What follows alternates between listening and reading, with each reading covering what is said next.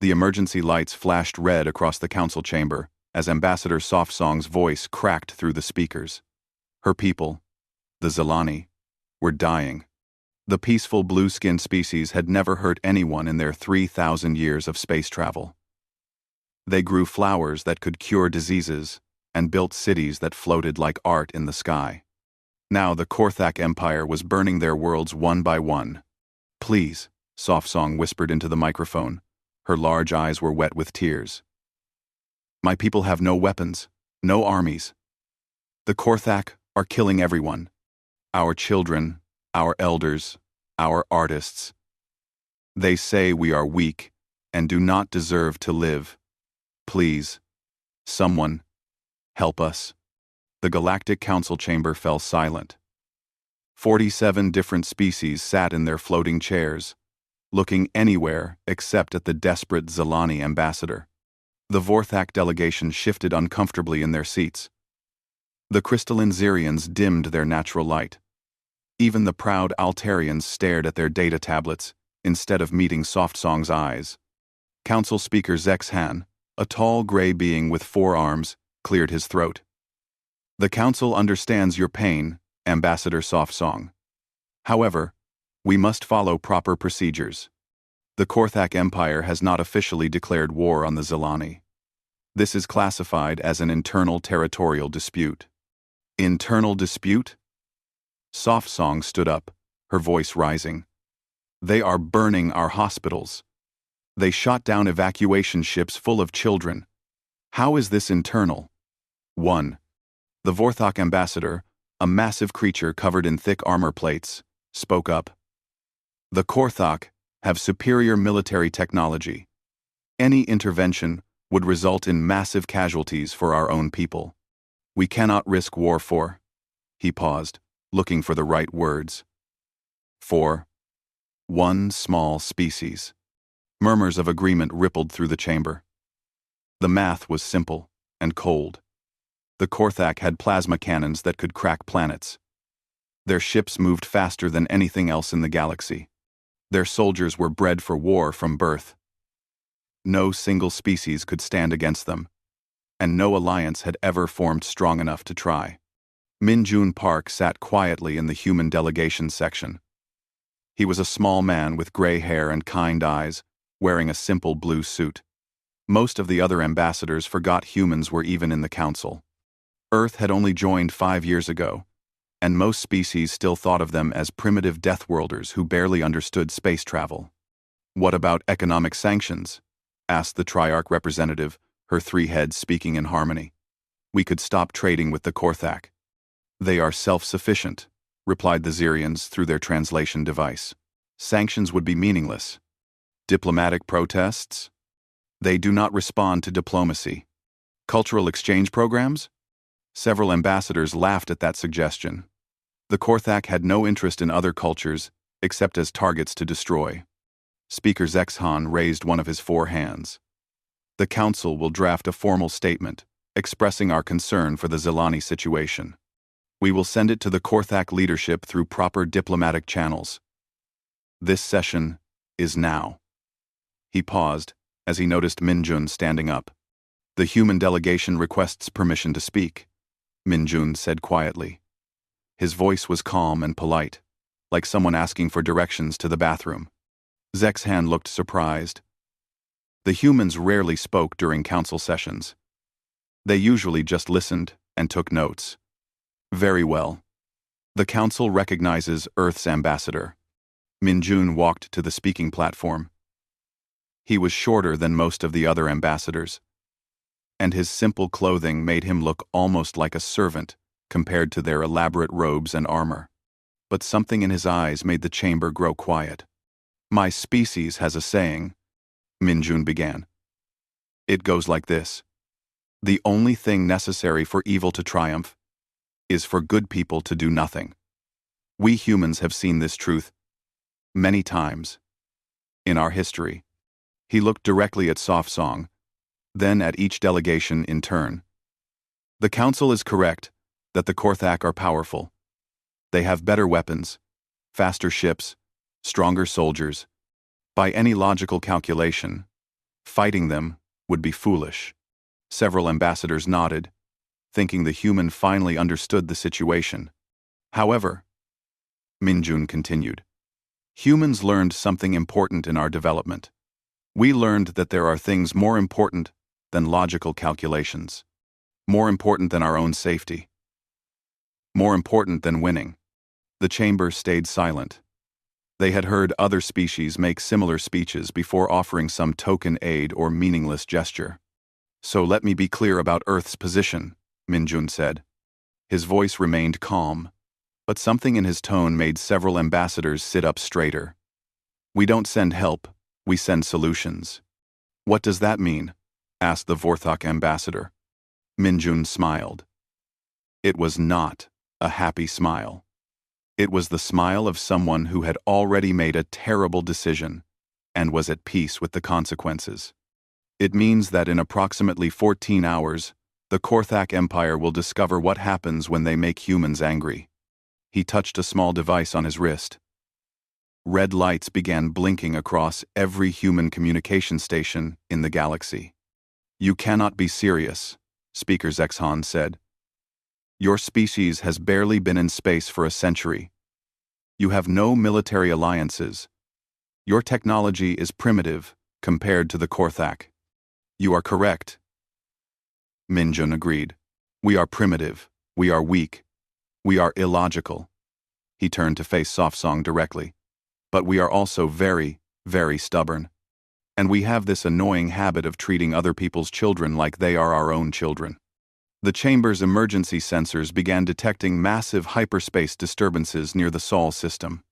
Every species had scouts and monitoring stations pointed toward the human homeworld, partly out of curiosity and partly out of caution. Those sensors were now screaming warnings about energy signatures unlike anything they had ever recorded. What have you done? Whispered the Zirians. Minjun packed his notes into a simple briefcase. I have told Earth that someone is hurting children. Now, if you will excuse me, I need to prepare casualty estimates and refugee processing centers. He paused at the door of the chamber. Oh, and I should probably warn you. When humans solve a problem, we solve it permanently. The council chamber erupted into chaos as ambassadors shouted questions and demands. But Minjun was already gone, walking calmly down the corridor toward the human embassy. Behind him, long-range sensors detected ships beginning to move from the Sol system. Lots of ships. More ships than should have been possible for one small species to build. The Zilani were about to learn why humans were called Deathworlders. Admiral Sarah Chen stood on the bridge of the battleship Incheon, watching holographic displays fill the space around her. Red lights flashed across every surface as the emergency protocols activated. She had been waiting for this moment for 3 years, hoping it would never come but preparing for it anyway. All stations report ready, called out her communications officer. Operation Sanctuary is active across all sectors. Sarah nodded. Operation Sanctuary was humanity's response to a simple question. What if someone needed help, and the galaxy refused to give it? The answer had taken the combined resources of Earth, Luna, Mars, and 47 colony worlds to create. Every merchant vessel that had left human space in the past 5 years carried hidden weapons. Every research station had been secretly building warships. Every civilian transport could transform into a mobile hospital or troop carrier within hours. Admiral, I'm receiving priority communications from the 2nd, 5th, and 7th Fleets, reported Lieutenant Kim Min-ho from the tactical station. They are requesting permission to engage. Tell them to hold position until we have full coordination, Sarah replied. She had commanded military operations before, but nothing like this. Operation Sanctuary was not about conquering territory or destroying enemies. It was about protecting innocent people at any cost. Captain Lee Suman's voice came through the speakers from her ship, the carrier Busan. Admiral, my fighter wings are ready for launch. Medical teams are standing by. What are our rules of engagement? Sarah looked at the display showing the Korthak fleet positions around Zilani space. The enemy had surrounded 3 star systems and was systematically destroying everything that moved. Standard military doctrine would call for surgical strikes against command ships and strategic targets. But Operation Sanctuary followed different rules. Priority 1 is civilian evacuation, Sarah announced to all ships. Priority 2 is establishing protective screens around population centers. Priority 3 is neutralizing any threat to non-combatants. Everything else is secondary. What about enemy military installations? Asked Captain Park from the destroyer Daegu. If they threaten civilians, they are eliminated. If they do not threaten civilians, they are ignored until the civilians are safe. Sarah had spent months arguing with Earth Command about these priorities. Traditional military thinking said you eliminated threats first, then rescued people. Human thinking said you saved people first, then worried about threats later. The bridge crew worked with quiet efficiency as more ships joined the formation. The merchant vessel Golden Dragon unfolded hidden armor plating and revealed missile batteries. The research ship New Horizon deployed fighter squadrons that had been disguised as cargo pods. The hospital ship Mercy expanded into a floating city, capable of treating millions of patients. Dr. Kim Ji-won's voice came through from the Mercy. Admiral, I'm showing medical supplies for extended operations, emergency shelters for 12 million refugees, trauma centers that can handle combat injuries from 17 different species. Are we expecting that many casualties? Sarah looked at the intelligence reports from Zilani space. The Korthak had been efficient in their destruction. Billions of Zilani were already dead or displaced. Doctor, we're not just rescuing the survivors. We're making sure there will be survivors to rescue. The fleet continued to grow as ships emerged from hyperspace. Not just warships, but construction vessels, hospital ships, supply transports, and massive arc ships designed to evacuate entire planetary populations. Each ship had been built with one purpose: ensuring that innocent people survived when evil tried to destroy them. Admiral, called out the sensors operator, I'm detecting Korthak scout ships at the edge of the system. They're scanning us. Sarah smiled grimly. Let them scan. Let them see exactly what they were facing. The Korthak were used to fighting species that sent their best ships and hoped for victory. They had never faced an enemy that sent everything and accepted only the complete safety of innocent people. Open communications with the Korthak scouts, Sarah ordered. A harsh voice filled the bridge speakers, speaking in broken galactic standard. Unknown fleet. You are trespassing in Korthak space. Identify yourselves, or be destroyed. This is Admiral Sarah Chen of the Human Protection Fleet, she replied calmly. You are ordered to immediately cease all hostile actions against Zilani civilians and withdraw from this system. Laughter came through the speakers. Humans? The primitive Deathworlders? You have no authority here. Leave now or join the Zilani in death. I see, Sarah said. She looked around her bridge at officers who had trained for this moment. People who had volunteered to travel across the galaxy to protect strangers. In that case, let me explain our position more clearly. She activated the fleet-wide communication system. Every ship in her armada could hear her voice. Every human crew member who had left their families to save people they had never met. All ships, this is Admiral Chen. The Korthak have refused our request to stop killing civilians. You know what that means. She paused, looking at the tactical display, showing millions of Zilani refugees fleeing the destruction. We go in hard. We go in fast. And we don't stop until every single innocent person is safe. The response came back instantly from dozens of ships. Understood, Admiral. Moving. To protect. Captain Lee's voice was calm but determined. Launching evacuation squadrons. Any Korthak ship that fires on a refugee transport will be eliminated immediately. Medical teams deploying to surface, reported Dr. Kim. "We're going in whether the area is secure or not. People are dying down there." Sarah watched her fleet begin to move. Not like a traditional military formation attacking enemy positions, but like a protective barrier wrapping around innocent people. The Korthak had superior weapons and armor. They were bred for war and knew no fear. But they had never fought anyone who cared more about saving lives than preserving their own.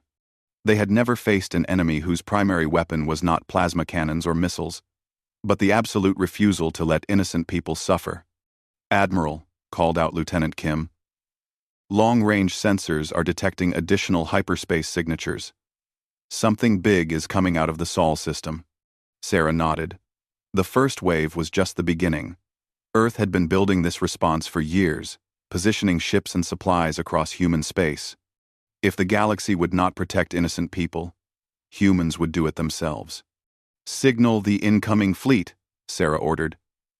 "Tell them to form up for maximum civilian protection. And send a message to Earth Command. Tell them Operation Sanctuary is fully active." She looked out at the stars ahead, where the Korthak were still attacking defenseless Zilani colonies. They thought they were hunting prey. They were about to discover they had chosen the wrong species to threaten. Commander Vex Tar of the Korthak 3rd Battle Group stood on his command deck, watching the destruction of another Zilani city. His warriors had spent 6 hours reducing the beautiful floating structures to burning wreckage. It was efficient work. Soon, this world would be empty, ready for Korthak colonization. "Commander," his weapons officer called out, "long-range sensors are detecting unknown ships approaching the system." Vex Tar barely glanced at the tactical display. "More refugees. Probably. Or perhaps some foolish species coming to negotiate for Zilani survivors. It happened sometimes. Weaker species would offer tribute or trade agreements in exchange for the lives of people they barely knew." "How many ships?" he asked. "Difficult to determine, sir. The energy signatures are unusual. They appear to be using some kind of stealth technology." Vex Tar turned to look at the display more carefully. The Korthak had the most advanced sensors in the galaxy. If they were having trouble getting accurate readings, these newcomers might have better technology than expected. "Send a patrol to investigate," he ordered. 3 ships should be sufficient." 20 minutes later, his patrol reported back. The voice of Sub-Commander Razorclaw sounded confused and slightly worried. "Commander, we have made contact with the unknown fleet. They claim to be humans from a species called Earth.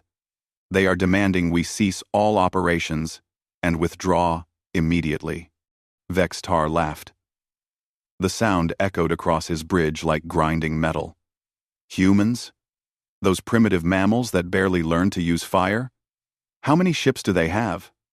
"That. Sir, they say they have sufficient force to ensure Zilani civilian safety. When I asked for specific numbers, their captain said, and I quote, 'Enough. Destroy them,'" Vex Tar ordered. "Make it quick. We have cities to burn." The communication cut off. 10 minutes later, Sub-Commander Razorclaw's voice returned, but now it was tight with panic. "Commander, request immediate reinforcement. The humans have. They have." "Report clearly," Vex Tar snapped. "Sir, they disabled our weapons without destroying our ships. They said they don't want to kill us, they just want us to stop killing others. But sir, their movement patterns are impossible. Their ships are doing things that violate basic physics, and they have. So many of them." Vex Tar looked at his tactical officer. "Show me." The main display filled with an image that made every Korthak on the bridge stop what they were doing. Ships were emerging from hyperspace around Zilani Prime. Not dozens of ships, not hundreds. Thousands. Hospital ships, the size of moons. Carrier vessels that deployed fighter squadrons like clouds of angry insects. And behind them, massive transport ships designed for one purpose: moving entire populations to safety. "This is impossible," whispered Vex Tar's science officer. No single species has this many ships. Where did they come from? Captain Lee Sumin's voice came through their communications system, speaking in perfectly clear Korthak language. Commander Vextar, this is Captain Lee, of the Human Protection Fleet. You have 30 minutes to withdraw all forces from Zelani Prime and cease all hostile actions against civilians. Vextar activated his response channel. Human, you are outnumbered and outgunned. My fleet has plasma cannons that can crack planets. Your ships look like they were built by children. Commander, Captain Lee replied calmly, you misunderstand our purpose. We're not here to fight you. We're here to protect them. If you insist on threatening innocent people, we will stop you. But we would prefer you simply leave. And if I refuse, then you will discover why other species call us Deathworlders. Vextar cut the communication and turned to his weapons officer. Target their command ship. Full plasma barrage. The weapons officer hesitated. Sir, our sensors indicate their ships have some kind of adaptive shielding.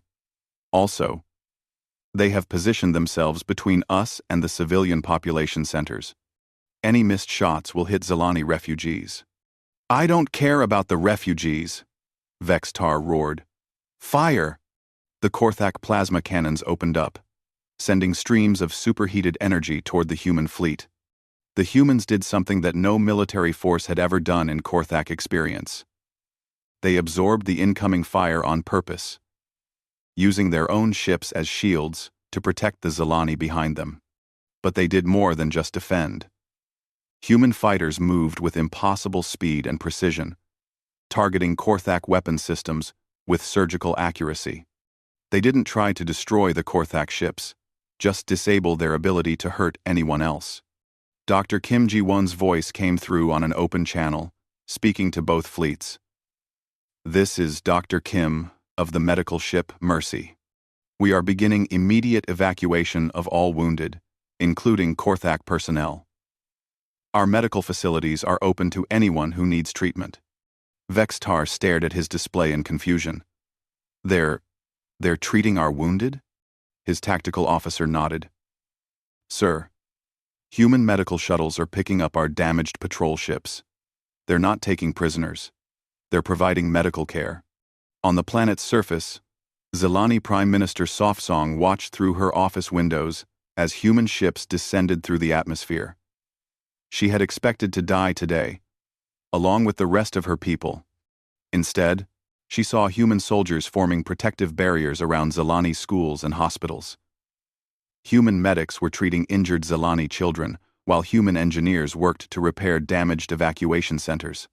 Captain Lee's voice came through the planetary communication system, speaking in gentle Zelani. Prime Minister Softsong, this is Captain Lee. We're here to help. Please coordinate with our evacuation teams to get your people to safety. Softsong activated her communicator with shaking hands.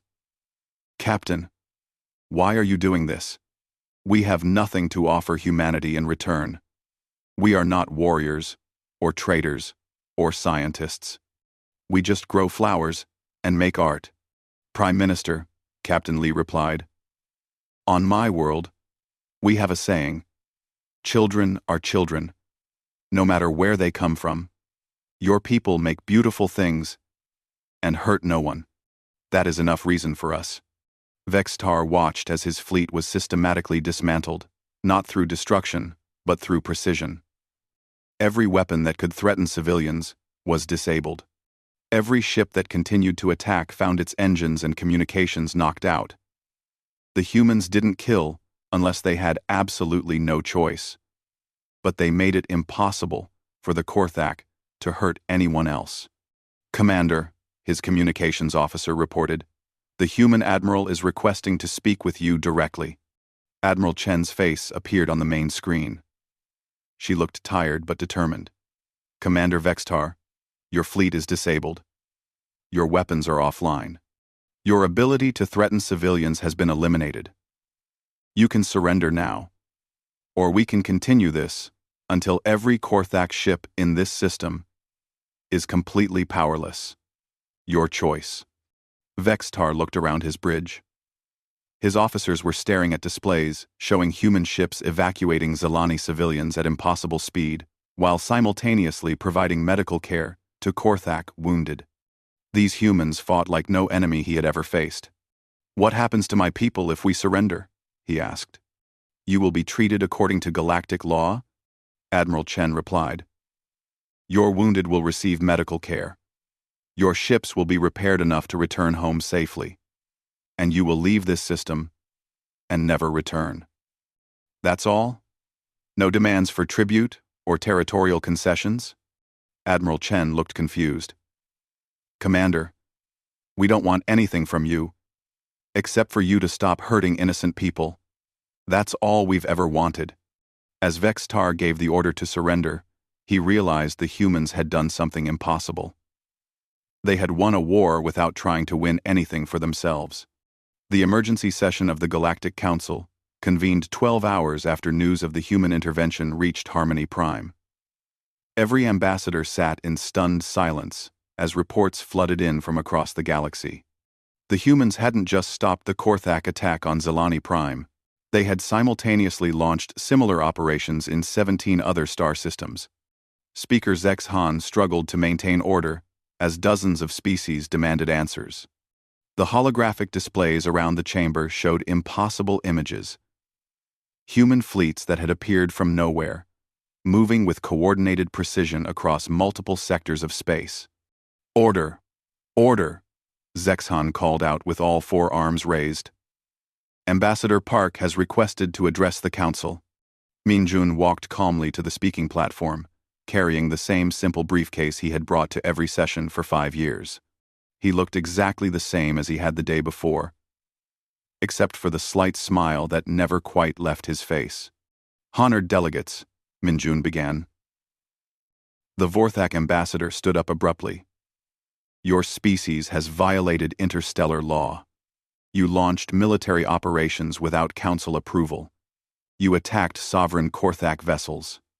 "Actually," Minjun replied politely, "we launched humanitarian operations with full legal authority under Article 12 of the Galactic Charter, which permits member species to protect civilians under imminent threat. As for attacking Korthak vessels, our ships were specifically ordered to disable weapons systems only.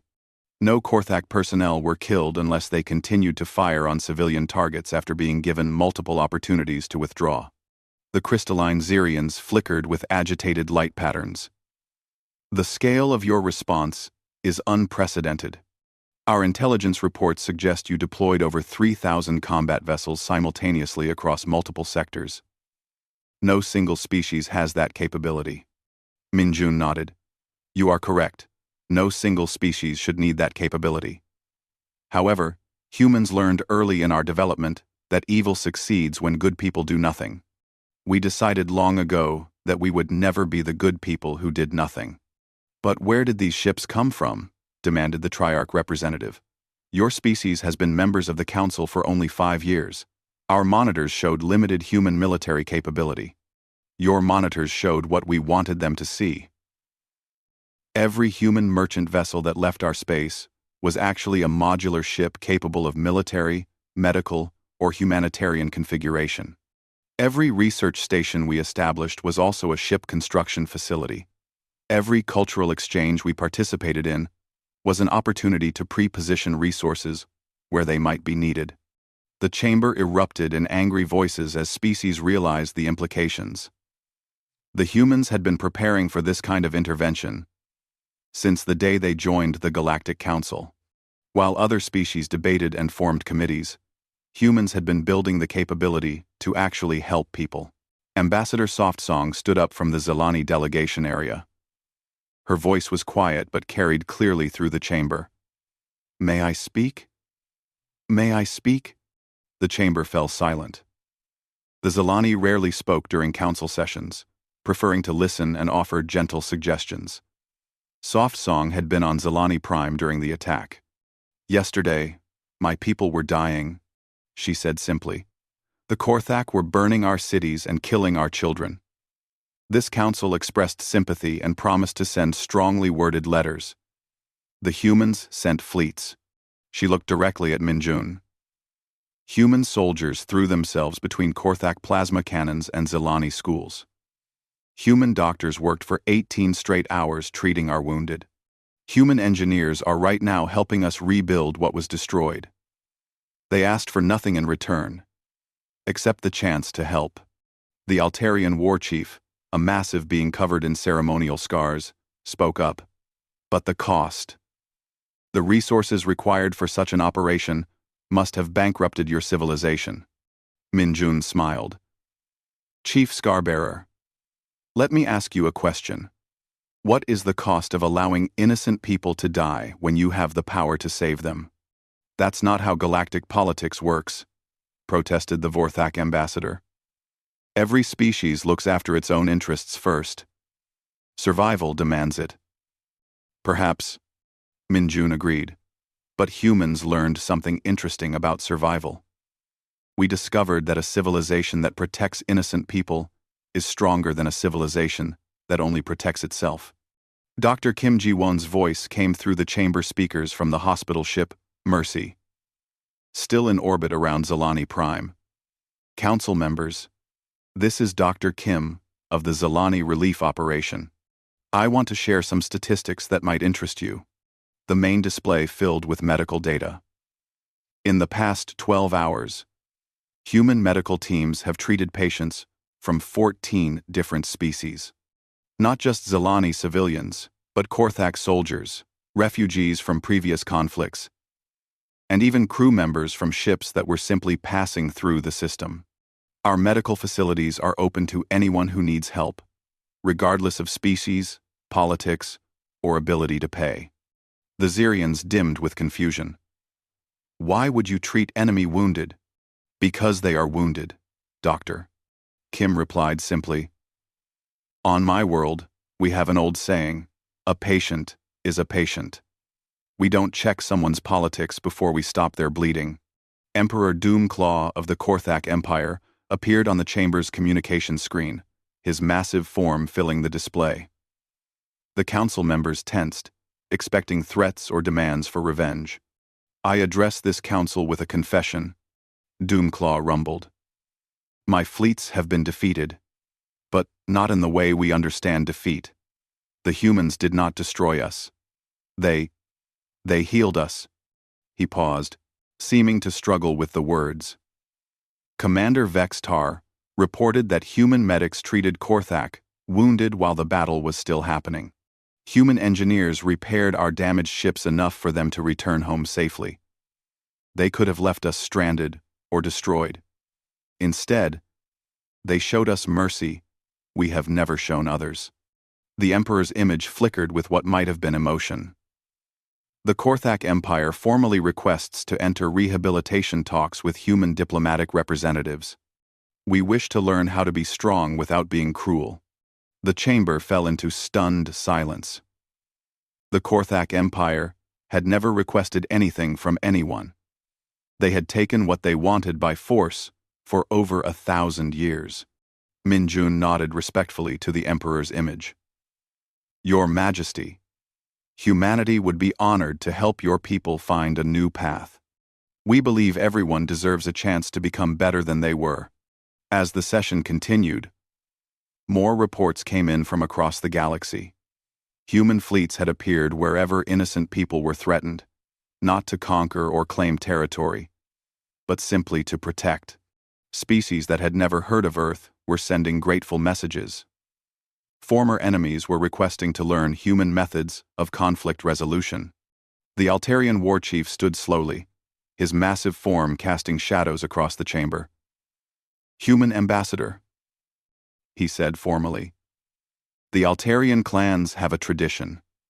When a warrior shows courage that inspires others to be braver, we offer them a place in our Hall of Heroes. He removed a ceremonial weapon from his belt and placed it on the speaking platform. This blade has been carried by 40 generations of war chiefs. I offer it to humanity, not as a tool of war, but as a symbol of the courage to protect those who cannot protect themselves. Minjun accepted the blade with a deep bow. Chief Scarbearer, Humanity is honored. We will carry this reminder of what strength truly means. Speaker Zex Han called for formal votes on 17 different emergency resolutions. Each one passed unanimously, establishing new protocols for humanitarian intervention and civilian protection. For the first time in galactic history, the Council voted to make protecting innocent people the highest priority of interstellar law. As the session ended, Min Jun gathered his simple briefcase and prepared to leave. The Xerians approached him, their crystal forms pulsing with curious patterns. "Ambassador Park," they said through their translation device, "we must ask, how long has your species been planning this?" Min Jun smiled. "Since the day we first learned there were people among the stars who might need our help." He paused at the chamber door. "And we'll keep doing it for as long as there are innocent people who need protecting." Behind him, the council chamber buzzed with activity as species that had spent centuries competing with each other began working together to implement humanity's model of protection-based diplomacy. 6 months later, Min Jun stood in his new office on Harmony Prime, looking out at the transformed station. Where once there had been endless committee meeting rooms and diplomatic lounges, now there were emergency coordination centers and rapid response communications arrays. The Galactic Council had restructured itself around a simple principle. Protecting innocent people was more important than following procedures. The door chimed, and Admiral Chen entered, carrying data tablets and wearing the new uniform of the Sanctuary Fleet Network. The network combined ships and personnel from 37 different species, all working under the human model of protection-first diplomacy. "Secretary General," Admiral Chen said formally. Min Jun still wasn't comfortable with his new title, but the Council had insisted. Someone needed to coordinate the galaxy's new approach to humanitarian intervention. "Just Min Jun, please," he replied with a smile. "What's the status report?" "Better than we hoped," Chen answered, activating a holographic display. "The Korthak Rehabilitation Program is showing remarkable progress. Former Emperor Doomclaw has changed his name to Protector Greenclaw and is leading efforts to convert Korthak military infrastructure into refugee assistance facilities." The display showed images of Korthak warriors working alongside human engineers to build evacuation centers and medical stations. It would have been impossible to imagine 6 months ago. But humans had discovered something remarkable. Most beings wanted to be good. They just needed someone to show them how. The Xerians have contributed their crystal-growing technology to create instant shelter materials, Chen continued. The Vorthok are using their industrial capacity to build hospital ships. Even the Altarians have started training their warriors as emergency responders instead of conquest troops. Min Jun nodded, reviewing reports from across the galaxy. The transformation had been faster and more complete than anyone expected. When species saw that protection and cooperation worked better than competition and conquest, they had embraced the change enthusiastically. Captain Lee's voice came through the communication system from her new ship, the Indomitable Peace. "Secretary General, we have a situation developing in the Rigel sector. The mantis species is attacking agricultural worlds of the flower people." Min Jun and Admiral Chen exchanged looks. This would be the first major test of the new system. Instead of endless council debates and committee formations, they could respond immediately. "Status of Sanctuary Fleet assets in that sector?" Min Jun asked. "Task Force 7 is 3 hours away," Chen replied. "Mixed species composition. 2 human hospital ships, 4 Altarian escort vessels, 6 Xerians crystal builders, and a Korthak rehabilitation team." "A Korthak rehabilitation team?" Min Jun asked. Admiral Chen smiled. "Former war criminals who volunteer to help stop other species from making their mistakes. They're very effective at talking aggressive species down from violence." Dr. Kim's voice joined the conversation from the medical ship Infinite Mercy, now serving as the flagship for galactic humanitarian operations. "I'm monitoring the situation. The mantis attacks appear to be driven by food scarcity rather than territorial expansion. We should consider addressing the root cause along with stopping the immediate threat. This was another innovation of the human approach. Instead of just stopping conflicts, they tried to solve the problems that caused conflicts in the first place. It required more resources and longer commitment, but it actually worked. Task Force 7. You are authorized for full humanitarian intervention, Minjun announced. Protect the flower people, but also find out what the mantis species needs and help them get it. Understood, Secretary General. We'll solve the problem, not just stop the shooting. As the communication ended, Minjun looked at the status displays, showing peaceful operations across dozens of star systems. Human-led teams were providing disaster relief on industrial worlds, mediating trade disputes between former enemies, and teaching conflict resolution techniques to species that had been fighting for centuries. Ambassador Softsong entered the office, carrying a small potted plant with delicate blue flowers. She was now the director of cultural exchange, helping species learn to work together instead of competing against each other. The latest gift from my people, she said, placing the plant on Minjun's desk. These flowers bloom in any environment where people are working together peacefully. They stop blooming if conflict breaks out nearby. Minjun touched one of the delicate petals. A natural peace indicator. That's remarkable. We have been planting them on ships and stations across the galaxy, Softsong explained. Species are starting to compete to see who can keep their flowers blooming longest. It's become a symbol of cooperative success. The office door opened again as former Emperor, now Protector Greenclaw, entered. His massive form had been modified with peaceful symbols instead of weapons, and his armor now carried medical supplies instead of ammunition. Secretary General, he rumbled in his deep voice. I bring report from the Mantis intervention.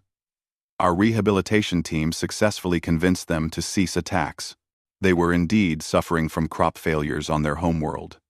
What solution did you propose? Admiral Chen asked. Human agricultural specialists are teaching them improved farming techniques. Zelani flower growers are helping them develop crops that grow better in their soil. Xerians are providing crystal-based irrigation systems. The Altarians are helping transport surplus food from other worlds while the new crops develop. Minjun smiled. This was exactly how the new system was supposed to work. Multiple species contributing their strengths to solve problems together, instead of each species trying to handle everything alone. The Mantis leaders wish to join the Sanctuary Fleet Network, Greenclaw continued. They offer their tunneling abilities for rapid construction of underground refugee shelters. The holographic display updated to show peaceful operations in the Rigel sector. Former enemies were working side by side, former victims were helping their attackers solve problems, and new partnerships were forming based on mutual aid rather than mutual threat. Sir, Lieutenant Kim Min-ho called from the communications station. We're receiving priority messages from 18 different species, all reporting successful peaceful resolutions to conflicts using human-designed intervention protocols. These protocols had become the standard throughout the galaxy. When problems arose, the response was always the same. Protect innocent people immediately, address root causes comprehensively, and help everyone involved become better than they were before. Captain Park's voice came through from the destroyer Soul, now serving as a diplomatic escort vessel. Secretary General, the Triarch Assembly is requesting human advisors to help redesign their military for humanitarian operations instead of territorial defense. More and more species were making similar requests. Military forces across the galaxy were transforming from conquest-oriented organizations into protection and aid services. War was becoming not just uncommon, but actually difficult to organize when everyone was focused on helping instead of hurting. Status report from Earth? Minjun asked.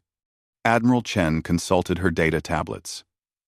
Production is at maximum capacity, but it's all focused on medical supplies, emergency shelters, and peaceful technologies. The old military-industrial complex has been completely converted to humanitarian infrastructure. And the public response? overwhelming support. Humans are proud that their species is known throughout the galaxy as protectors and helpers. Children are studying alien languages so they can volunteer for relief operations when they grow up. A new alert chimed on the communication system. Captain Lee's voice came through with a tone of satisfaction. Secretary General, situation in Rigel sector is resolved. The Mantis and Flower people are signing a mutual aid agreement. The Mantis will provide mining and tunnel construction services. The Flower people will provide agricultural and cultural exchange. Both species are requesting permanent sanctuary fleet protection while they establish their new partnership. Minjun leaned back in his chair, looking around the office. Representatives from dozens of species worked together at various stations, coordinating humanitarian operations across the galaxy. The old model of competition and conflict seemed like ancient history. "You know," he said to Admiral Chen, "when we first started this, I was worried we were being naive, that we were too idealistic for real galactic politics." Admiral Chen smiled. "And now? Now I wonder why it took so long for someone to try it." He looked at the holographic display, showing peaceful cooperation across hundreds of star systems. Turns out most people just wanted to be good. They were just waiting for someone to show them it was possible. Soft Song nodded, tending to the blue flowers on his desk. "On my world, we have a saying. Gardens grow when someone plants seeds. Humanity planted seeds of protection and cooperation throughout the galaxy. Now, we all get to enjoy the garden." The communication system chimed again with another request for humanitarian assistance. Without hesitation, Minjun authorized the response. Somewhere in the galaxy, innocent people needed help. And now the galaxy had learned that when innocent people cried out, you didn't send committees or strongly worded letters. You sent armadas of hope,